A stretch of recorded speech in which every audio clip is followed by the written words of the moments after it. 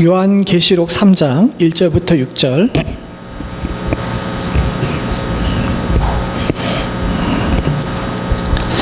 한 절씩 기도하겠습니다.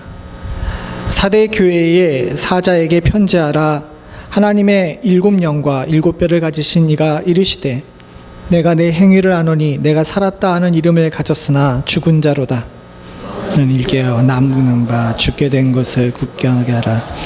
하나님 앞에 내 행위와 온전한 것을 찾지 못하였노니 그러므로 내가 어떻게 받았으며 어떻게 들었는지를 생각하고 지켜 회개하라. 만일 일깨지 아니하면 내가 도둑같이 이르리니 어느 때에 내가 이를지를 내가 알지 못하리라.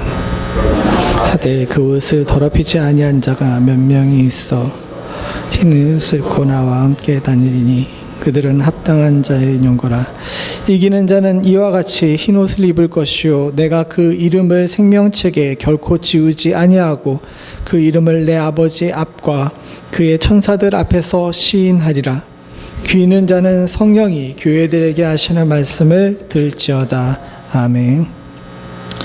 위기의 시대에 성령께서 교회에게 주시는 위기 대응 지침 5번째 시간으로 여러분들과 함께 사대교회를 나누고자 합니다.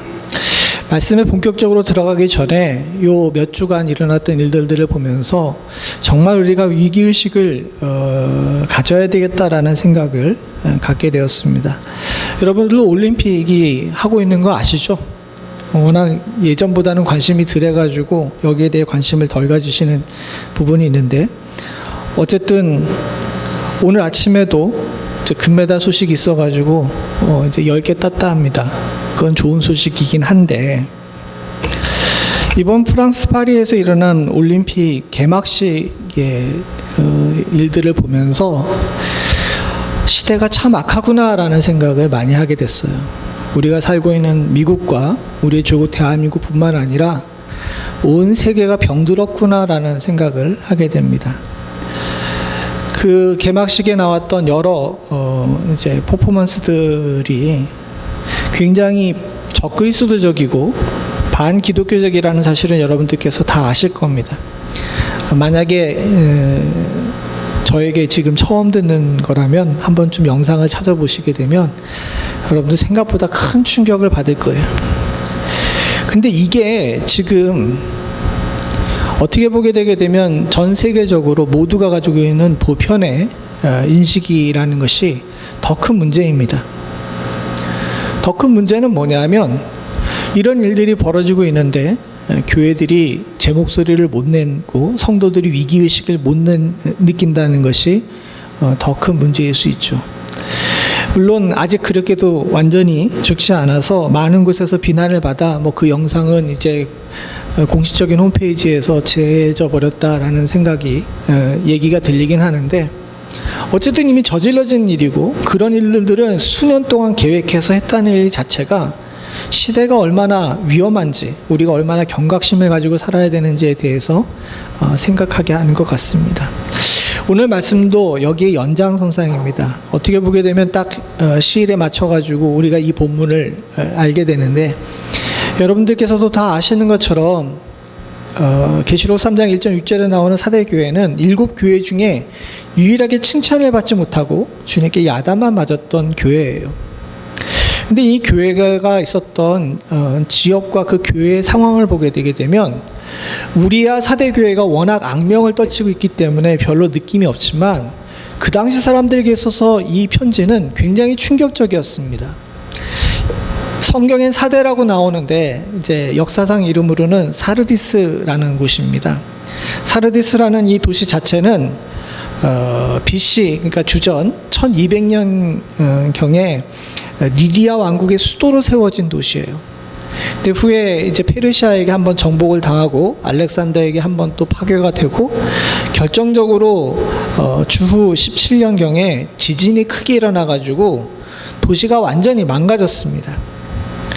이렇게 돼서 완전히 폐허가 돼 버렸는데 그 당시 로마 황제인 티베리우스 황제가 이제 비용을 부담해 가지고 이 도시를 아주 로마식으로 이쁘게 반듯하게 이렇게 만들어서 재건을 했어요. 그리고 이 재건하고 나서 여기를 이제 소아시아의 정치적인 중심지로 세웠습니다. 우리 미국으로 얘기하게 되면 워싱턴과 같은 그런 도시라고 할 수 있죠. 이 도시가 왜 이렇게 중요하고 여러 번 파괴됐는데도 불구하고 다시 재건이 됐냐 하면, 지금은 폐광이 됐다는데 이 옆에 금이 났답니다. 그러니까 도시 자체가 정치적인 중심지인데다가 굉장히 부유했던 거예요.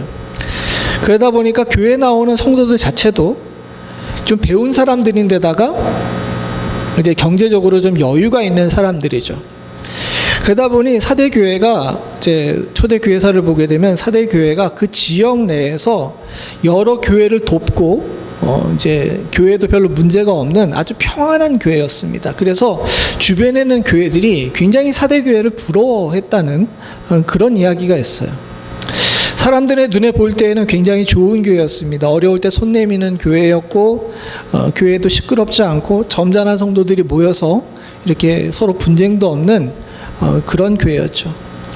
주변에 시끄러운 교회들이 많았습니다. 에베소 교회도 시끄러웠고, 고린도 교회도 시끄러웠고, 예루살렘 교회는 맨날 지지고 볶고 싸웠고, 오늘 여기 우리가 본 여러 7교회들도 마찬가지지만 박해와 핍박으로 교회가 몹시도 어려움을 겪는 그런 상황 속에서 이런 부분들을 외면하지 않는, 다른 사람들에게 칭찬을 받을 만한 그런 교회였는데, 오늘 주님께서는 전혀 다른 방법으로 이 사대교회를 평가하십니다. 뭐라고 평가하시는지 우리가 함께 보죠. 1절 밑에 있는 것만 보겠습니다.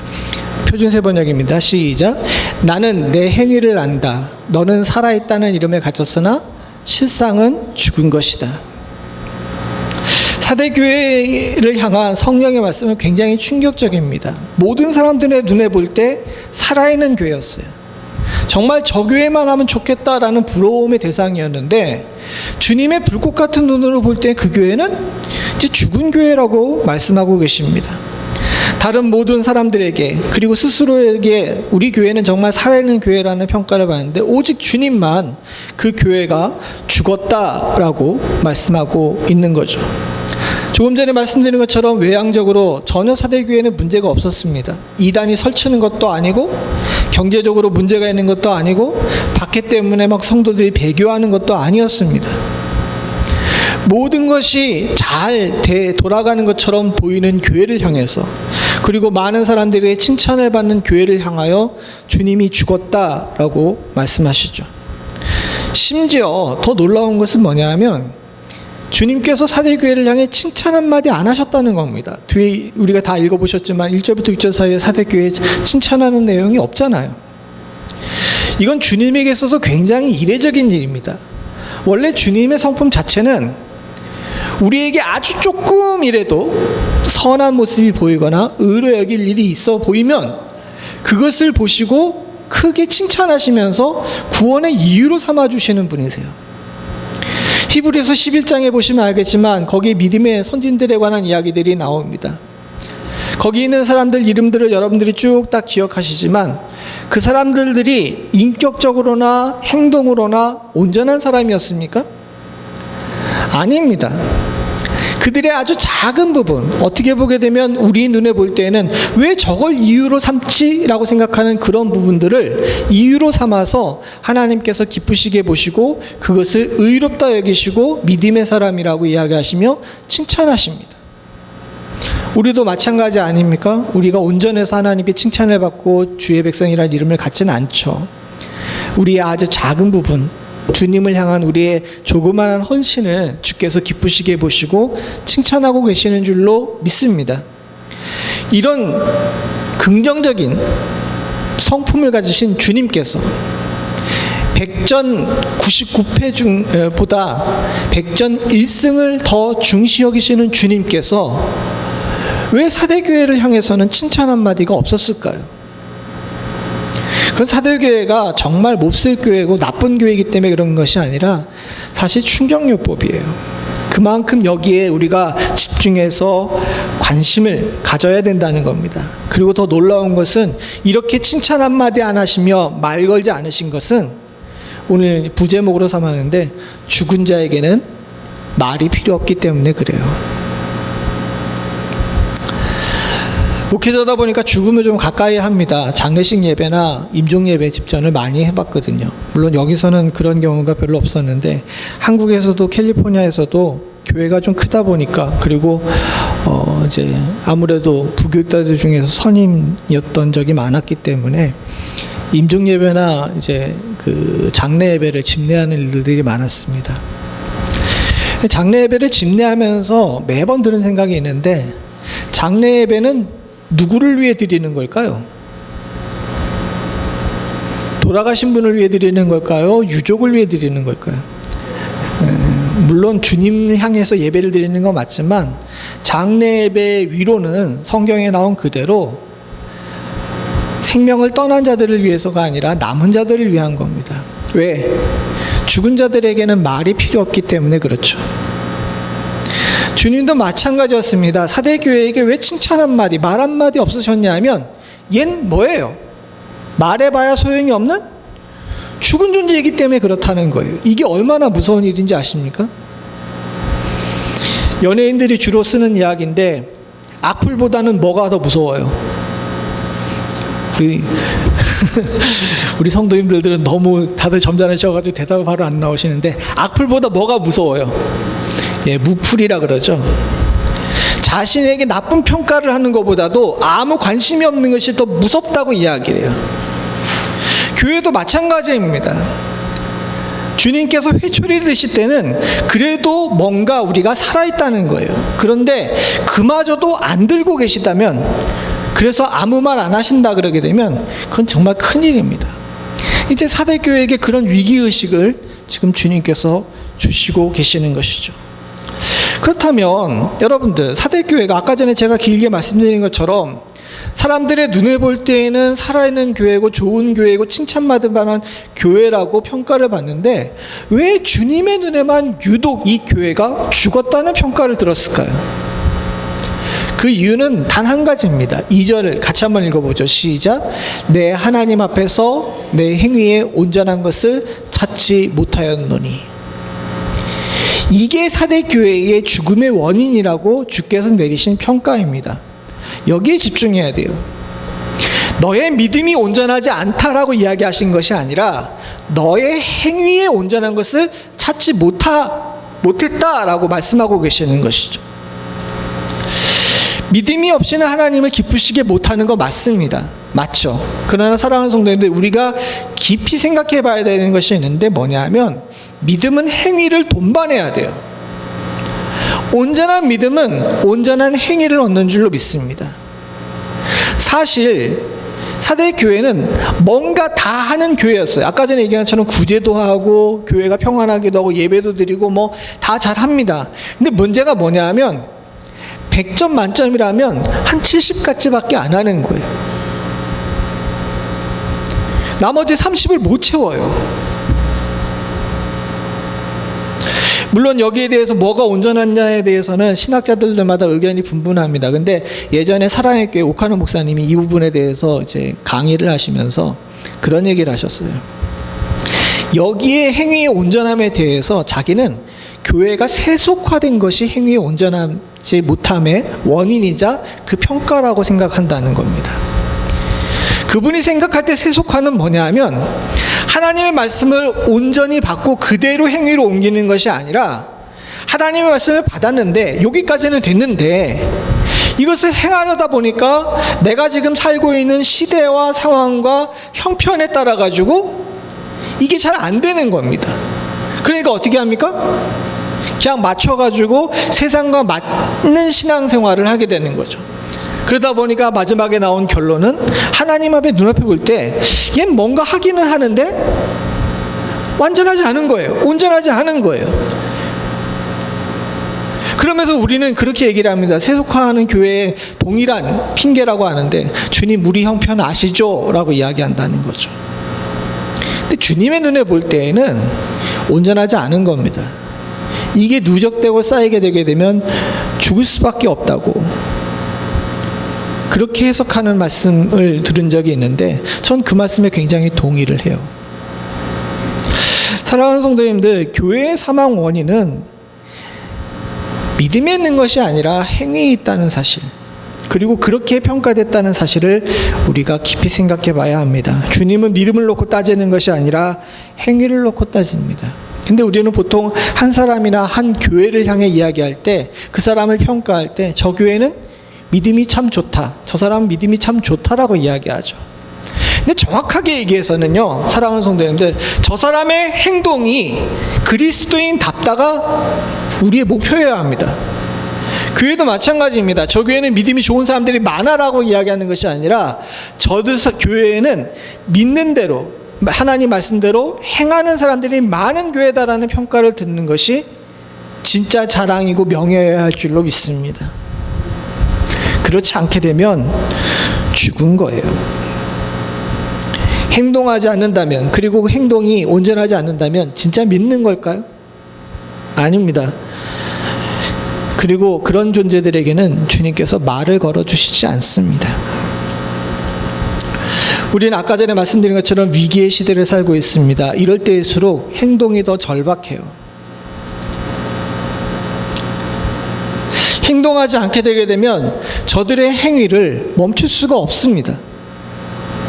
우리가 행동하지 않으면 빛과 소금의 역할을 제대로 감당할 수 없습니다. 산자와 죽은 자의 차이는요, 숨을 쉬면서 행동하는 것에 있어요. 저들이 찌르는데도 불구하고 우리가 행동하지 않는다면 그건 죽은 겁니다. 세상이 악하게 돌아가는데도 우리가 행동하지 않는다면 그것은 교회가 죽었다는 상징이에요. 교회는 숨 쉬듯이 기도하고 말씀 보며 그 말씀과 기도로 이룬 우리의 신앙을 행동으로 옮길 줄 아는 지혜를 갖는 사람들의 모임인 줄로 믿습니다. 그리고 그런 곳이 살아있는 교회입니다. 뭐 행동하라 그렇다 그래가지고 여러분들이 피켓을 들고 나가가지고 막 흔들고 그러라는 것이 아닙니다. 사랑하는 성도님들, 우리의 행동은 무엇입니까? 우리의 가정과 우리의 생활과 우리의 자녀들에게 믿음의 본을 보이면서 사랑하는 성도님들과 제가 빛과 소금의 역할을 하는 것, 바로 거기에 있는 줄로 믿습니다. 주님께서도 똑같은 얘기를 산상수훈에서도 하셨어요. 사실은 이 사대교회를 향한 너의 행위가 온전하지 않음에 대한 책망은 주님께서 이미 하신 겁니다. 마태복음 7장 21절을 같이 한번 읽어보죠. 시작. 나더러 주여 주여 하는 자마다 다 천국에 들어갈 것이 아니요 다만 하늘에 계신 내 아버지 뜻대로 행하는 자라야 들어가리라. 주님의 시대 때에도 주여 주여 하는 자들 믿는다고 이야기하는 사람들 많았습니다. 그러나 주님께서 진짜 보고 싶은 것은 뭡니까? 행동이에요. 같은 상상숭이라 하지만 누가복음 6장 46절에도 이렇게 얘기합니다. 같이 봅니다. 시작. 너희는 나를 불러 주여 주여 하면서도 어찌하여 내가 말하는 것을 행하지 아니하느냐. 누가복음에서는 훨씬 더 직접 찌르시죠. 어찌하여 행하지 아니하느냐. 행하지 않는 자는 제자가 아닙니다. 행하지 않는 자는 성도가 아닙니다. 행하지 않는 교회는 죽은 교회입니다.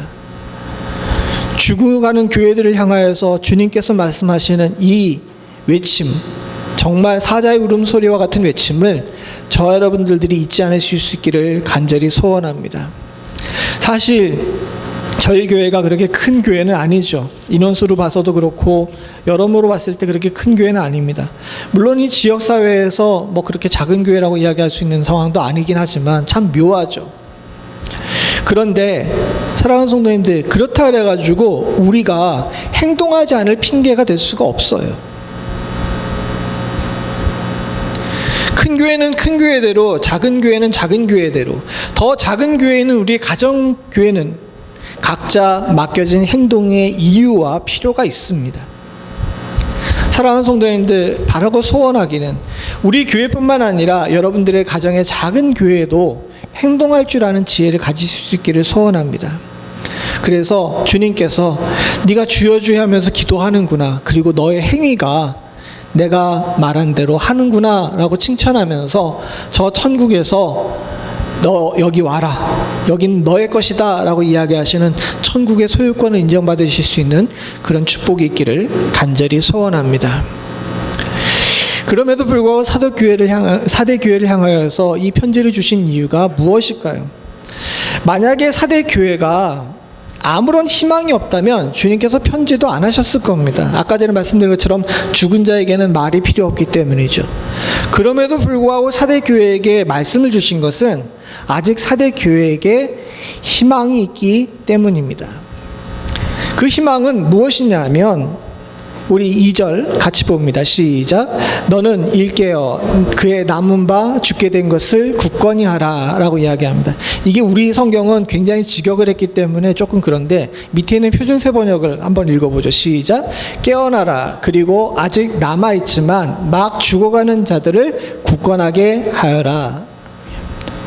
이게 그래도 어렵죠. 근데 이게 해석을 해보게 되면 뭐냐면 관용어인데 요즘에 그렇지 않습니까? 갑자기 막 심장이 정지된 사람에게 우리가 어떻게 해요? 막 심장을 이렇게 누르면서 CPR을 하잖아요? 그와 비슷한 겁니다. 옛날에 우리 한국에서는 왜 죽어가는 사람들한테 의사들이 이렇게 침을 인중에 놔가지고 이렇게 구급하던 그런 게 있었는데 저 그리스 지역에도 그렇게 했던 것이 있나 봐요. 그런데 그걸 이제 단어 자체가 굳건하게 하다라는 것, 생명을 붙들다라는 의미를 가지고 있기 때문에 저 관용어를 쓴답니다. 그래서 아직 남아있지만 막 죽어가는 자, 즉 숨이 꼴딱꼴딱 넘어가는 사람들을 향하여서 응급으로라도 그 사람의 생명을 붙들라는 의미, 그것을 이야기하면서 깨어라 라고 이야기하는 것이죠. 주님께서 사대교회, 죽은 교회를 향하여서 주님께서 말씀하신 것이 뭐냐면 이 교회가 지금 숨이 꼴딱꼴딱 넘어가고 있으니까 이걸 붙들어 가지고 다시 살릴 수 있는 행위를 우리가 해야 된다는 겁니다. 그렇게 하시겠다는 것이 아니라 깨어나라, 너는 일깨어라고 이야기한 것은 그 행위, 즉 교회를 살리는 행위는 주님께서도 하시지만 누가 움직여야 돼요? 우리가 움직여야 되는 거예요. 이건 참 묘하죠. 사람이 죽어갈 때에 누군가 옆에서 조력해서 그 사람을 살리는 일들은 있을 수 있습니다. 근데 교회는 달라요. 교회가 죽어갈 때에는 하나님께서 주님께서 일방적으로 교회를 살리시는 것이 아니라 주님이 살리시는 역사를 함과 동시에 누가 움직여야 됩니까? 너는 일깨어라 그랬잖아요. 우리가 일깨어서 함께 움직여야지 교회가 살아나는 겁니다. 그래서 성도의 역할이 중요하고 오늘 사대교회에 몇몇 남지 않은 흰옷 입은 자들이 중요한 거예요. 사랑하는 성도님들, 우리 교회와 우리 사랑하는 성도님들이 중요한 이유는 뭐냐면 우리 한국교회와 미국교회가 살아나기 위해서는요, 주님께서 깨어나라 명령하시는 것과 동시에 우리도 일깨어서 교회를 살리고 우리의 가정을 살리는 일에 행동으로 옮겨야 되는 겁니다. 이 일을 하지 않고 그냥 가만히 있는 것은, 죽어가는 교회를 향해 방치하는 것은요, 영적 살인이에요.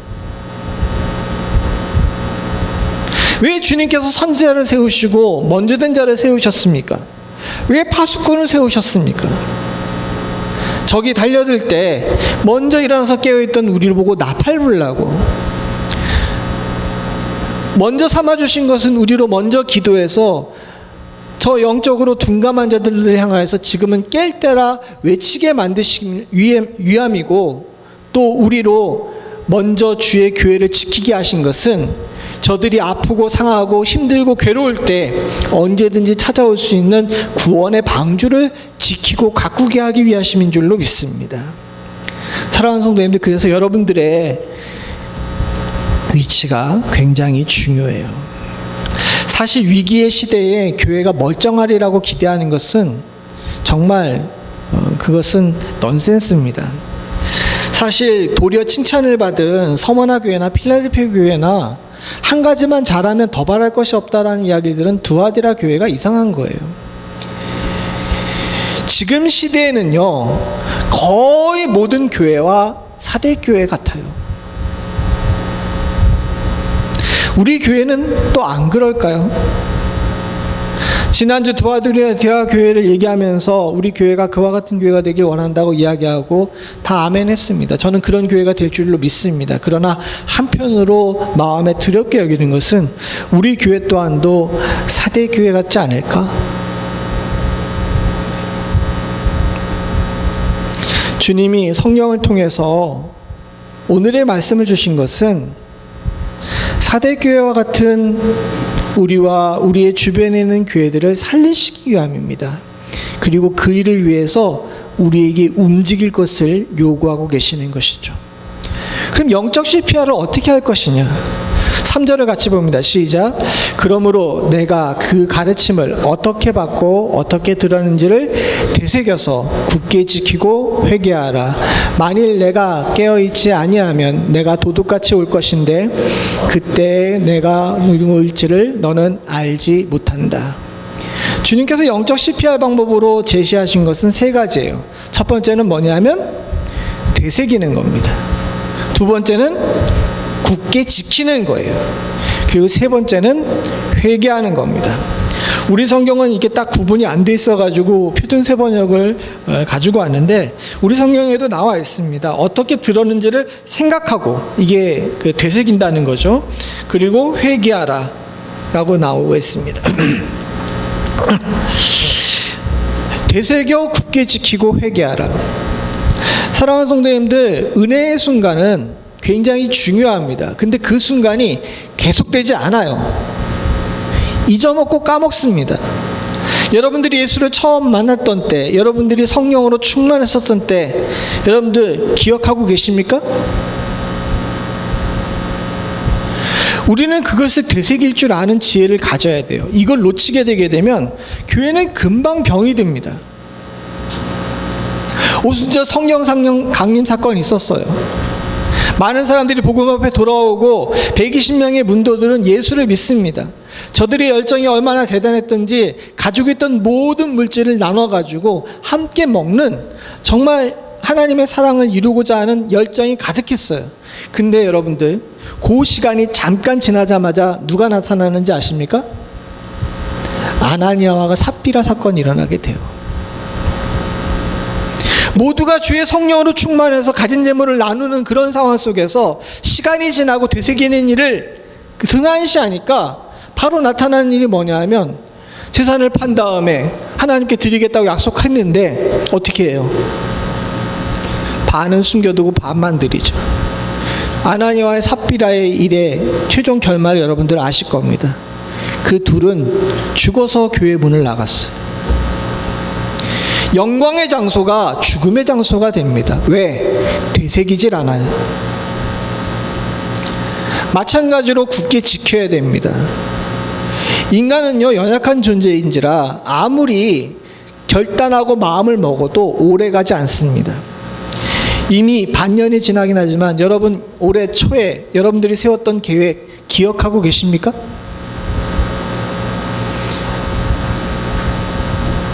왜 작심삼일이라는 이야기가 나왔을까요? 우리는 뭔가를 결단하고 그것을 지키는 일이 쉽지 않습니다. 특별히 영적 일은 더 그래요.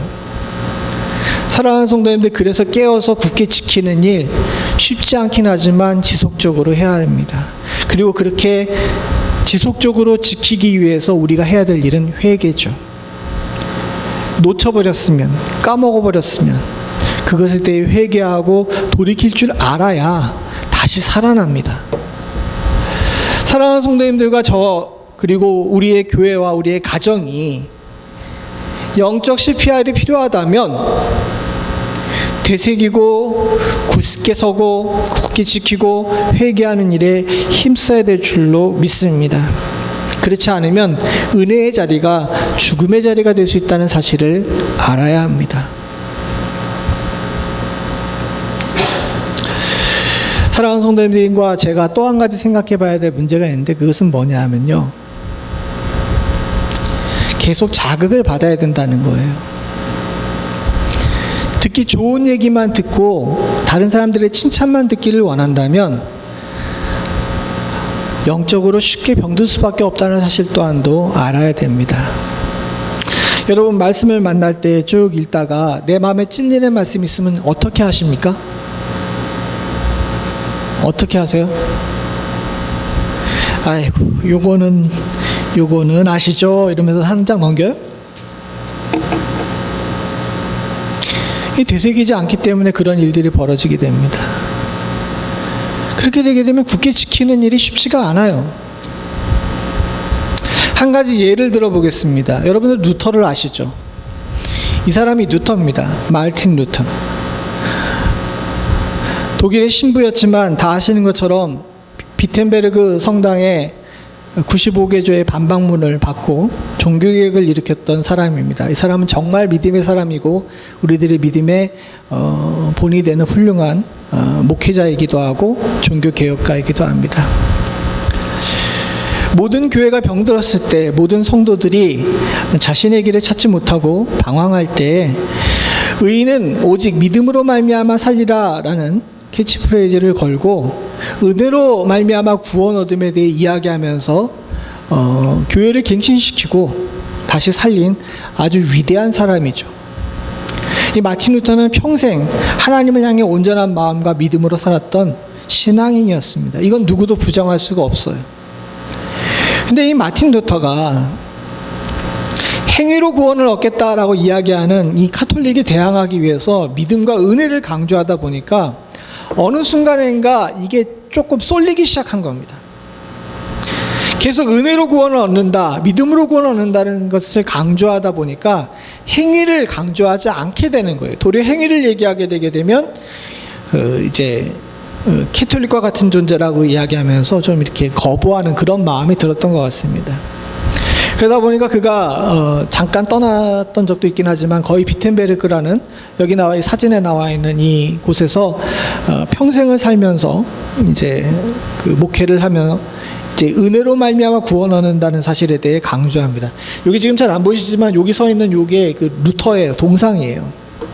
여기가 루터 기념관이자 이제 그 앞에 나와 있는 성당이 그 95계절을 박았던 그 성당이라고 이야기합니다. 이곳에서 평생을 있으면서 은혜로 말미암아 구원 얻는다는 사실을 강조했어요. 그런데 루터가 말년이 돼서 후회를 하게 됩니다. 왜 후회를 하게 됐냐면 평생을 은혜로 말미암아 구원 얻는다는 사실을 강조하고 이 부분에 대해 설교를 하게 되니까 이 비텐베르그에 있는 대학생들과 시민들이 어떻게 됐을까요? 은혜로 말미암아 구원 얻는다는 사실, 이건 부정할 수 없는 복음의 증거이긴 하지만 이것만을 강조하다 보니까 이 사람들이 난 구원 얻었으니까 라고 이야기하면서 행위에 방종이 일어나기 시작한 겁니다. 그냥 막 살기 시작해요. 음란을 행하고 음주하고 다른 사람을 향해 폭력을 행사하는 일들을 쉬지 않습니다. 근데 사실 루터는 마음에 생각이 있었어요. 누구든지 은혜로 말미암아 하나님께 구원을 얻고 주께서 선택하셨으면 하나님께서 자연스럽게 그의 인격을 바꾸셔서 그의 행동을 만들어 주실 거라고 생각을 한 겁니다. 그렇기 때문에 자신은 복음을 전하는 일만 하면 된다라고 생각을 했던 거죠. 그래서 시민들이나 대학생들을 향해서 당신 행위가 잘못됐다는 이야기하지 않습니다. 은혜로 말미암아 구원 얻는다는 사실만 강조하죠. 근데 도시는, 대학은 점점 방탕하게 돼갑니다. 30-40년이 흐른 다음에 루터는 후회합니다. 너무 여기에 상처를 받아가지고 도시를 떠나려고 그러는데 제자들이 붙잡아서 도시도 못 떠나요.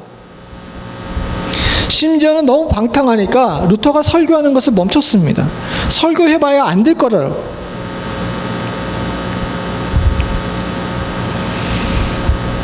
믿음으로 구원 얻는다는 복음은 너무도 소중한 거지만, 사랑하는 성도님들, 하지만 우리가 이 믿음이 어떻게 왔는지를 되새기고 굳게 지키고 회개해서 다시 돌아가지 않는다면 저 명예로운 자리도 죽음의 자리가 됩니다. 반면 칼빈이라는 사람이 있어요. 이 사람은 장로교의 창시자입니다. 이 칼빈도 마찬가지로 루터가 비텐베르크에서 사목을 했던 것처럼 스위스 제네바라는 곳에서 목회를 했습니다. 근데 칼빈은요, 그리스도인의 신앙은 자신의 거룩한 삶을 통해서 입증해야 된다라고 생각했어요. 따라해 봅시다. 그리스도의 신앙은 자기의 거룩한 삶을 통해서 입증해야 된다. 이게 칼빈의 설교의 핵심이었습니다. 그러다 보니까 칼빈은 루터랑 좀 다르게 살았어요. 복음을 증거하기도 하지만 제네바에서 사는 동안에 아주 강력하게 시민들에게 하나님의 말씀대로 살 것에 대해서 이야기합니다. 심지어 주일날 예배를 안 나오거나 또는 헌금을 제대로 안 하면 태형을 이제 내렸어요. 저 당시에 제네바를 칼빈이 다스리고 있었거든요. 그래서 많은 사람들에게 칼빈이 독재자라는 손가락질을 당했습니다. 저 사람 독재자라고. 그런데 칼빈이 죽은 다음에 거의 100여 년이 지난 후에도 제네바를 가르쳐서 지상에서 가장 모범적인 그리스도인의 학교라는 평가를 들었습니다. 여러분, 누가 제대로 산 걸까요? 제대로 목회한 걸까요? 사실 칼빈도 루터도 잘못한 건 아닙니다. 저는 솔직히 말하게 되면 칼빈보다 루터 쪽에 더 가까운 사람인 것 같아요. 하나님 앞에서 신앙 가운데 서고 주께서 구원 얻은 자라면 주께서 인격을 바꾸셔서 우리의 행동을 바꾸실 줄로 믿습니다. 여러분, 그렇게 안 믿으세요? 목회자가 쫓아다니면서 당신 이거 하지 마라 저거 하지 마라 이렇게 얘기해야 합니까? 아니요까지는 너무 좀 그렇고. 근데 인간은 생각보다 약해요. 아까 말씀드린 것처럼 되새기고 굳게 지키고 회개하는 거, 여러분 옆에서 누군가의 조력이 없게 되게 되면 쉽게 하지 못합니다. 그 조력이 때로는 말씀이 될 수도 있고 때로는 사람이 될 수도 있지만, 사랑하는 성도님들, 우리가 지속적으로 자극을 받아서 우리의 살아있음을 증명해야 됩니다. 이게 때로는 고통스러울 수도 있고 때로는 거부감이 들 수도 있어요. 그러나 우리를 찌르는 이런 말씀들이 내가 살아있음에 대한 증거라는 사실을 알고 교회는 지속적으로 자극을 받아야 됩니다. 성도는 계속해서 자극을 받아야 됩니다. 사실 이 말씀을 준비하면서 저도 자신을 돌아보게 됩니다. 아까 전에 말씀드린 것처럼 저는 루터형 목회자입니까? 칼빈형 목회자입니까? 루터형에 가까워요. 배우기는 칼빈을 배우는데 왜 루터형이 되는지는 잘 모르겠지만 하여튼간 그렇습니다. 사실 저 문제는 목회자들끼리 모일 때마다 항상 논의의 대상이에요. 누가 더 옳은지 그른지는 주님께서만 아실 겁니다. 그러나 사랑하는 성도님들, 우리가 함께 지향해야 되는 것은 루터형 목회자냐 칼빈형 목회자냐, 루터형 성도냐 칼빈형 성도냐가 중요한 게 아니라, 아까 전에 칼빈이 이야기했던 것처럼 우리의 믿음이 우리의 거룩한 행실로 드러나야 된다는 것이 진짜 핵심입니다. 루터도 여기에 동의를 했고요. 마지막으로 바울이 로마서 13장 11절에 했던 말씀을 우리가 함께 보기를 소원합니다. 같이 봅니다. 시작. 또한 너희가 이 시기를 알거니와 자다가 깰 때가 벌써 되었으니 이는 이제 우리의 구원이 처음 믿을 때보다 가까웠음이니라. 시기가 임박했습니다. 우리가 지금 깰 때예요. 이 깰 때에 우리가 아까 전에 말씀드린 것처럼 영적으로 잠들어 있는 우리 안에 있는 부분들을 되새기고 굳게 지키고 회개하지 않으면 안 될 때가 된 겁니다. 저와 여러분들이 이를 기억하고 주님 앞에서 조금 더 부지런할 수 있는, 살아 움직이는 그런 은혜가 있기를 간절히 소원합니다. 왜 신앙생활 동안에 갈등이 없겠습니까? 아까 전에 말씀드린 것처럼 아무런 책망 없이 칭찬을 받은 교회가 이상한 교회예요. 그 교회는 정말 특별한 교회입니다. 대부분의 교회들이 사대 교회와 같고 예배소 교회와 같습니다. 그럼에도 불구하고 주님께서는 끝까지 포기하지 아니하시고 깨어나라고 두들겨 깨우시고 계신다는 사실을 기억하시고, 사랑하는 성도님들, 우리의 갈등과 우리의 고민과 어떻게 보게 되면 우리의 지쳐서 낙심함이 우리의 허물이 되는 것이 아니라 다시금 일어날 수 있는 기회가 될 수 있는 축복이 있기를 간절히 소원합니다. 저와 여러분들이 이 무더운 영적 여름 가운데, 영적 환난 가운데 있다 할지라도 말씀이 우리로 시원케 하시는 역사를 체험케 되는 축복이 있을 뿐만 아니라 더 나아가 이 험한 시기가 더 큰 열매를 맺기 위한 그저 단순히 지나가는 고난임을 기억하고 우리의 살아있음을 놓치지 않을 수 있는 축복이 있기를 간절히 소원합니다. 같이 기도하시겠습니다. 하나님 아버지, 다른 모든 사람들에게 너 참 잘 믿는다 라는 소리를 듣는다 할지라도 주께서 너 죽었다 하시면 아무 소용이 없다는 사실을 우리 기억하게 하여 주시옵소서. 우리의 마음의 중심이 어디 있는지, 또 우리의 믿음이 우리의 행위의 온전함으로 나타나는지를 항상 염두에 두고 살 수 있는 축복을 허락하여 주시사 하나님, 우리의 믿음이 입으로만 믿는 믿음이 아니라 우리의 행동으로 증명될 수 있는, 거룩한 행위로 증명될 수 있는 귀하고 복된 살아있는 믿음 되게 하여 주시옵소서. 주의 사랑하는 성도들과 주님의 교회는 살아있는 교회라는 이름을 갖기를 간절히 소원합니다.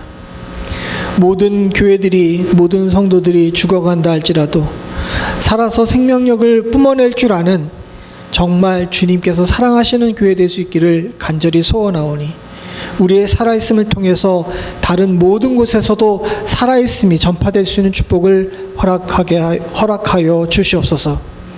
이를 위해 되새기고 굳게 지키고 회개해야 됨을 우리가 다시 한번 배웠사오니 아버지 하나님, 우리의 은혜의 순간을 되새기고 그것을 굳게 지키고 놓쳐버렸던 것들을 회개할 줄 아는 하나님, 살아있는 성도, 살아있는 교회, 살아있는 목회자 되게 하여 주시옵소서. 주께서 우리의 행위를 통하여 우리의 믿음을 보시고 천국을 허락하실 줄로 믿사옵고 모든 말씀 예수님의 이름으로 간절히 기도드리옵나이다. 아멘.